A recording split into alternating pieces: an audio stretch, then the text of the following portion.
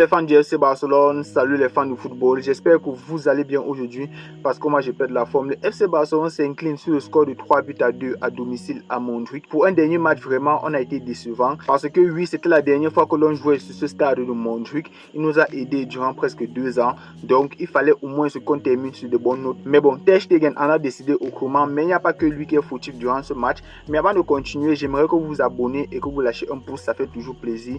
On va commencer déjà par la première mi-temps qui était assez maîtrisée, bien qu'on encaisse un but dès les premières minutes. Je crois que c'était la 3e minute. Erreur défensive, bloc trop haut, comme d'habitude, on se fait prendre dans le dos de la défense. But 1-0. Mais heureusement que cette année, le FC Barcelone est beaucoup plus dans la réponse parce que directement après avoir encaissé le but, le FC Barcelone s'est procuré beaucoup d'occasions. Il y a eu beaucoup de ratés, notamment le face-à-face de Fermín López. La main mise était du côté blaugrana avec un Pedri qui était sensationnel au milieu de terrain. Vraiment, c'était le chef d'orchestre de toutes les actions. Avec aussi Fermín López qui a fait une excellente première mi-temps, qui était toujours là dans les petits espaces pour créer le déséquilibre dans la défense adverse. Vraiment, le Barça a déroulé en première mi-temps, surtout après le but concédé. Et tout part de qui? De Lamine Yamal. C'est le meilleur joueur du monde à l'heure actuelle, vraiment. On dirait que le FC Barcelone joue uniquement d'un côté parce qu'il ne peut pas comprendre que le côté de Rafinha, il est quasiment désert. Parce que même ce dernier, je parle bel et bien de Rafinha. Au lieu de rester sur son côté et d'essayer de effacer son vis-à-vis, il pouvait plutôt rentrer en numéro 10 et faire un double pivot numéro 10 avec un Fermín López.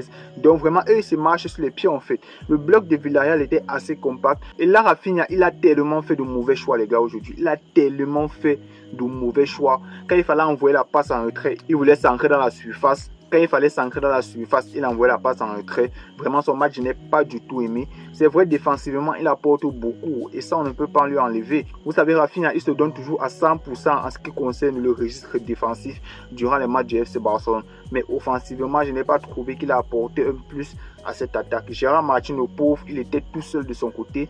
Et lui aussi, il n'est pas bon dans le dédoublement. Et vous savez pertinemment comme moi que les qualités premières de Gérard Martin, ce n'est pas de dribbler en fait. Soit il prend le ballon, il centre, soit il prend le ballon, il remet par derrière. C'est tout. Mais il a une très bonne qualité de centre. On avait vanté sa qualité de passe face à Inter, mais sur ce match-ci, il pouvait utiliser cela. Parce qu'aujourd'hui, en pointe de l'attaque, il n'y avait pas Ferran Torres qui est plutôt un faiseur de jeu. Il décroche beaucoup pour distiller des ballons. Il participe vraiment au jeu en fait.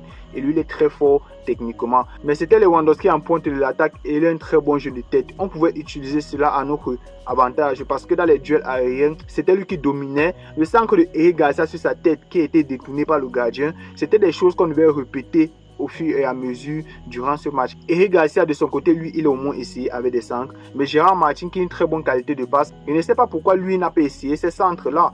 Les centres ras de terre, c'est bien, mais aussi des centres à mi-hauteur auraient pu faire mal à cette équipe de Villarreal. Donc sur ce côté-là, j'en veux vraiment à Gérard Martin. Mais sinon, défensivement, il a fait de son mieux, hein, vraiment. Moi, généralement, quand Gérard Martin joue, je ne m'attends pas à grand-chose. S'il est performant, moi, je le félicite. Mais s'il n'est pas performant, moi je ne vais même pas me fâcher parce qu'on n'a pas le choix en fait. Voilà. Baldé c'est vrai, il est de retour de blessure et il avait besoin de rythme. C'est pour ça que le coach a fait entrer en deuxième mi-temps et je n'ai pas aussi trouvé qu'il a ramené quelque chose. Ce que je reprochais à Gérard Martin avec les centres, c'est ce que Baldé est entré et il n'a pas su faire. Parce qu'à part dribbler 1-2 joueurs et envoyer la passe par derrière, il n'a pas apporté dans la percussion en fait. C'est 1-2, il plonge dans le dos de la défense. Je n'ai pas vu ce Baldé ce soir en fait. Voilà, sa prestation elle est plutôt moyenne. Il n'a pas apporté une plus-value. Il n'a pas fait plus que Gérard Martin, moi personnellement. Gérard Martin de la première mi-temps était plutôt correct. Et Baldé il est entré, il devait changer les choses. Et ça n'a pas été le cas, donc je suis désolé un peu. Et c'est aussi le cas de Gavi au milieu de terrain. Vraiment, je n'ai pas trouvé qu'il était intéressant. Gavi était très bon en première mi-temps. Parce que non seulement lui, il a le registre défensif qu'il faut.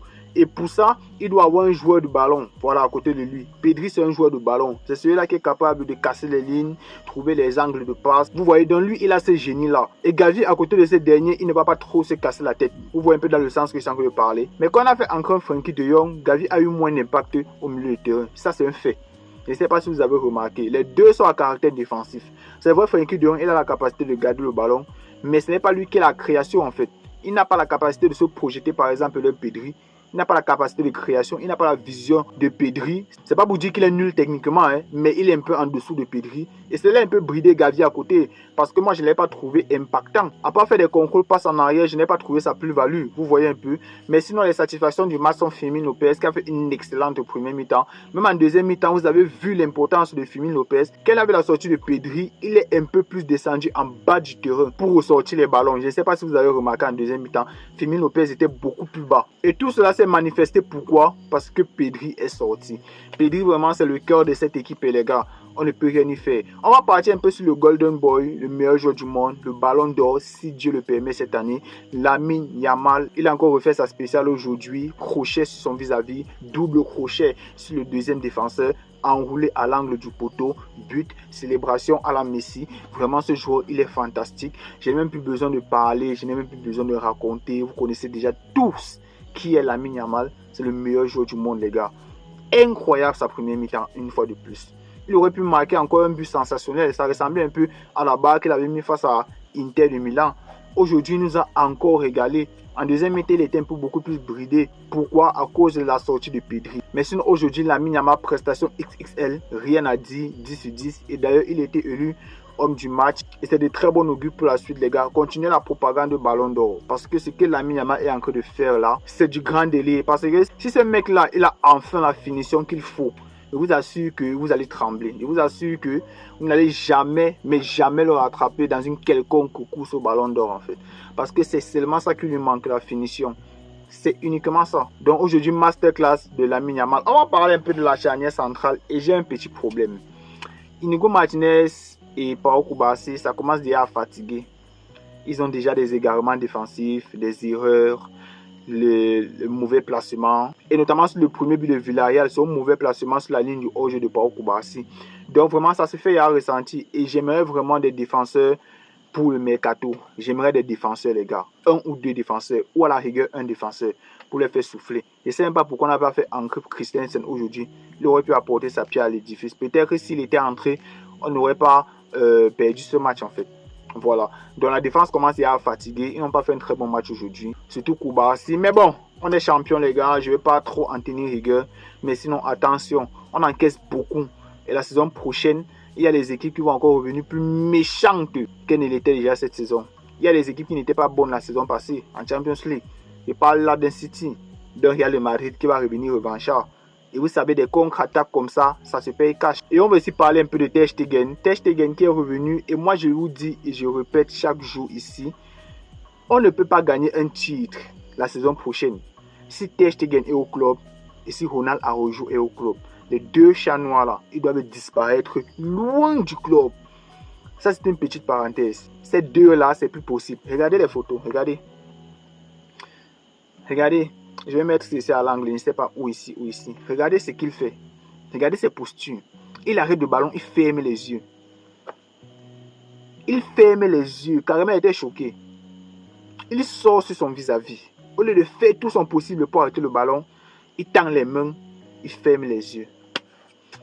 Vraiment, moi, je suis fatigué de lui. Il y a à crier sur Araujo fatigué dans cette chaîne. Voilà, pour ceux qui connaissent, il y a à trop crier sur lui.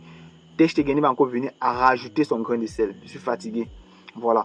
Donc c'est un peu ce que je voulais dire par rapport à Ter Stegen. Voilà, j'espère que la vidéo vous aura plu. Si c'est le cas, lâchez un gros pouce bleu, partagez et on se retrouve dans les prochaines vidéos pour les actus mercato, info mercato. Tenez-vous prêts et on se dit à la prochaine. Ciao.